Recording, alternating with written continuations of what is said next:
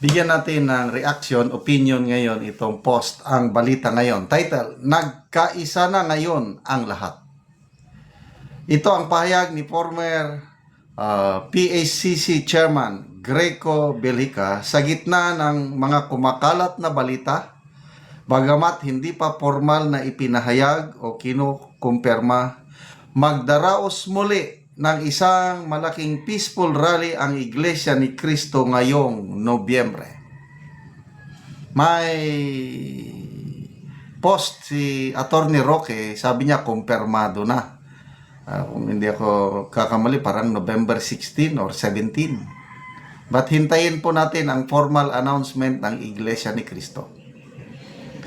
Ayon kay Belhica, hindi na lamang mga ordinaryong mamamayan ang gising sa panawagan ng reforma, kundi pati na rin ang mga religious at civic leaders, mga retiradong opisyal ng militar na nagsama-sama para singilin ang pananagutan ng mga sangkot sa kontrobersyal na flood control scandal.